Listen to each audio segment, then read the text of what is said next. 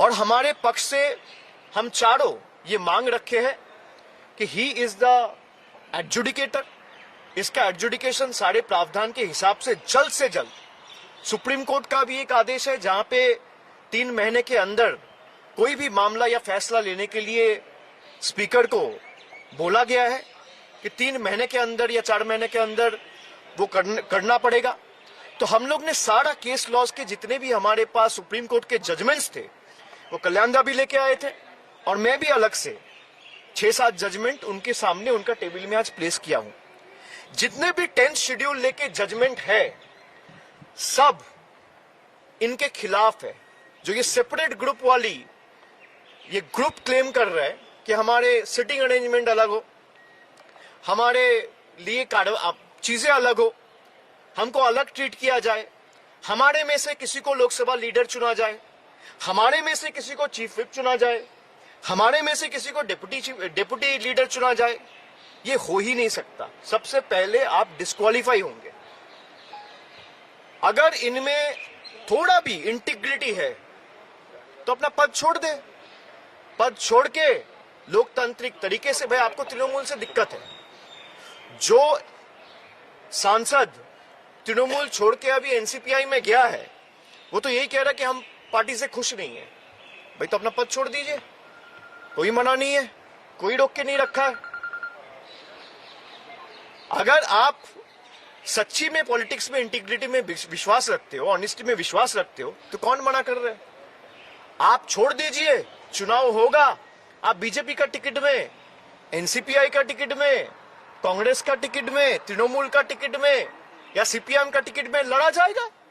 सब पार्टी के उम्मीदवार लड़ेंगे, जनता फैसला लेगा कौन जीतेगा कौन हारेगा। आप वैकेट कर दीजिए अपना सीट। आप 4 दिन 7 दिन से देखिए, मुझे 5 समन दिया गया। सीआईडी के पास मैं 3 बार गया, मैं ईडी के पास गया, मेरा घर में 2 बार रेड हुआ, ममता जी का घर में रेड हुआ, उनका सिक्योरिटी में छेड़खानी किया गया, हम लोग का सबका सिक्योरिटी विथड्रॉ कर लिया गया। हमें नहीं चाहिए इनके सिक्योरिटी। भाई लोगों को आप सिक्योरिटी नहीं दे सकते, आप पावर में आके गरीब लोगों के ऊपर जो सरकार बुलडोजर चलाता है उस सरकार से आप क्या अपेक्षा रखेंगे? लेकिन हमने अपना केस स्पीकर साहब के सामने रखा है जी। और अध्यक्ष जी को हमने ये अनुरोध किया है कि जल्द से जल्द इस पे आप कार्रवाई करें, दोनों पक्ष को सुने, क्योंकि आप अगर संविधान के हिसाब से जाएंगे या सुप्रीम कोर्ट के जो जजमेंट है वो साफ इनके खिलाफ जाता है। क्योंकि आइदर आप कह रहे हैं कि भाई मैं दूसरा पॉलिटिकल पार्टी में 2/3 बन के रहूंगा, मैं दूसरा पार्टी का मेंबरशिप बन के उस पार्टी में रहूंगा, तभी आपका मेंबरशिप चला जाएगा। ये साफ मेंशन किया है संविधान में।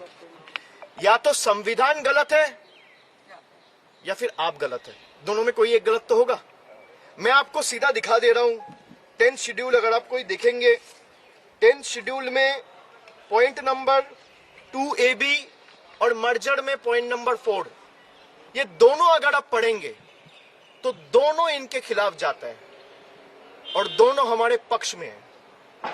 आपको तृणमूल से दिक्कत है, हो ही सकता है, लगता है कि भाई बीजेपी आपका भी बहुत खास है, कोई दिक्कत नहीं, आप छोड़ दो तृणमूल का पद, आप एमपीशिप से रिजाइन दे दो, कोई मना नहीं कर रहे। चुनाव हो, फिर आप जरूरत पड़े तो बीजेपी का टिकट में जीत के आइए, फिर आप बैठिए यहाँ पे। स्पीकर ने क्या कहा? स्पीकर ने क्या कहा? नहीं, वो उम्मीद है स्पीकर न्याय करेंगे, whether we go to the court or explore any legal remedies.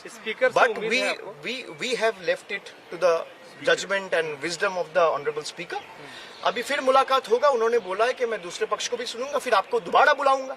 तो हम उम्मीद रखते हैं कि भाई हमने संविधान के सारे प्रावधान उनको दिखाए हैं। लोकसभा का अध्यक्ष, मैं अपेक्षा रखता हूं कि संविधान के हिसाब से काम करेगा और संविधान का गला नहीं घोटेगा। मैं इतना ही उम्मीद रख सकता हूं।